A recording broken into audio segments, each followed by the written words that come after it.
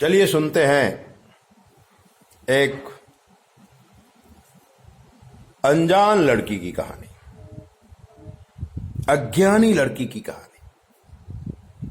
लड़की थी, सुंदर थी, उसे लोग सुंदर कहते थे क्योंकि जवानी थी। और चार्वाक ने कहा है कि प्राप्ते तु 16 वर्षे गर्दभी अप्सरा भवेत। 16 साल के बाद परमात्मा स्त्रियों के अंदर वो सुंदरता प्रदान करता है कि अप्सरा जैसा थनगनाट करने लगती है। ऐसी ये भी थी, नाम था इसका रेशमा। रेशमा नाम मां बाप ने रखा था।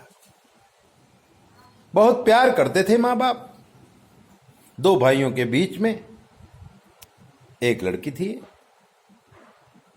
पढ़ाई लिखाई पूरी किया तो शौक था नौकरी करने का। अगर नौकरी न करती तो कोई तकलीफ नहीं थी। पिता के घर में सब कुछ तो था, पिता की अच्छी सर्विस भी थी, अभी रिटायर भी नहीं हुए थे, घर बढ़िया चल रहा था, मां बाप भी अच्छे थे। लेकिन आजकल एक वृत्ति मन में जाग जाती है लड़कियों की कि हम भी नौकरी करेंगे। यह रोग लगा दिया गया है लड़कियों को। आप भी वो सब कुछ कर सकती हैं जो पुरुष करता है।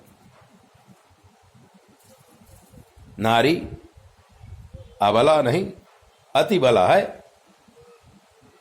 पर जानबूझकर वो अपने आप को पुरुष के समान स्थापित करना चाहती है, बल्कि नारी के सामने पुरुष का कोई अस्तित्व ही नहीं है, क्योंकि पुरुष को पैदा करने वाली ही नारी है और नारी ही सर्वश्रेष्ठ है, परमात्मा की वो पराशक्ति है, पूरे विश्व को बनाती है, चलाती है। फिर नारी की महिमा नारी क्यों भूल जाती है? रेशमा ने कहा, पिताजी मैं भी नौकरी करूंगी। पिताजी ने कोई एतराज नहीं किया था, लेकिन कहा था सही कि भाई शादी करो, अपने घर जाओ और वहां फिर अपने जो आवश्यकता हो करना। लेकिन उसने जिद पकड़ी थी, लड़की जीत दी थी। पिताजी ने भी हां कह दिया, मां ने भी हां कह दिया, एक कंपनी में उसकी नौकरी भी लग गई। अब सुबह प्रतिदिन नाश्ता करके तैयार होके थोड़ा सा टिफिन लेके रेशमा ऑफिस जाने लगी थी। यहीं से उसके ग्रहों का परिभ्रमण चालू होता है।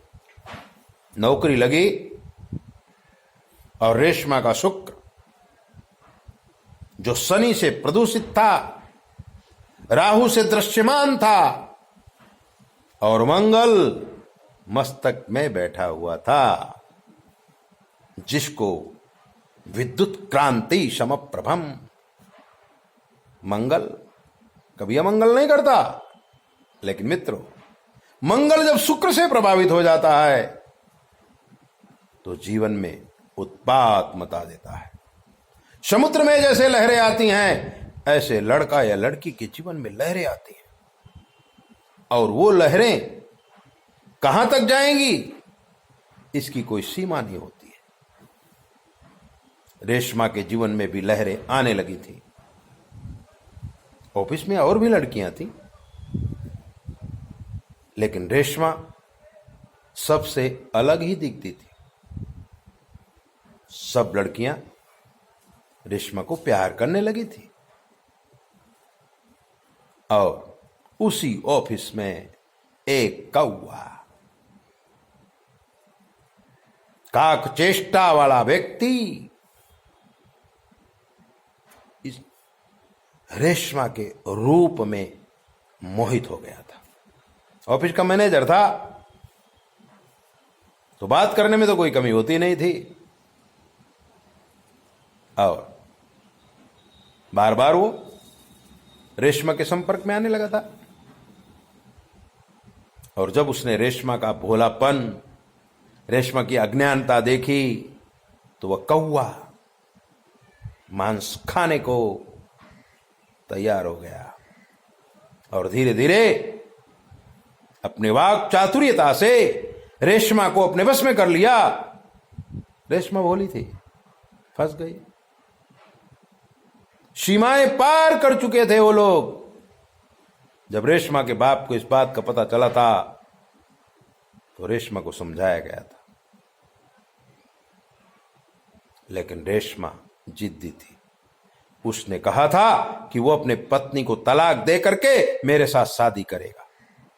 ऐसा सपना रेशमा देखा करती थी।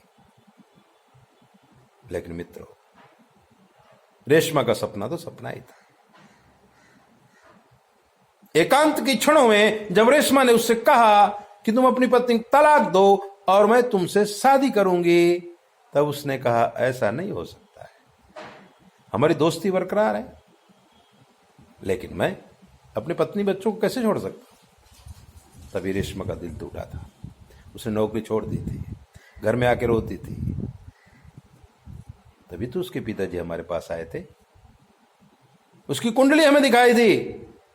गुरुजी, लड़की के जीवन में उत्पात हो रहा है, बहुत ही ज्यादा परेशान है, आप कुछ देखो, कुछ करो। हमने उसकी कुंडली पढ़ी थी। मंगल का प्रकोप, राहु का प्रकोप, शुक्र का प्रकोप, शनि का प्रकोप। जीवन बर्बाद हो जाए ऐसे ग्रह थे। हमने उनके पिताजी को समझाया था। उन्होंने अच्छी विधि विधान से सारे कार्य किए थे। रेशमा का मन भी संतुलित हो गया था। नौकरी करने का विचार उसने छोड़ दिया था और अच्छा लड़का देखकर शादी कर लिया था।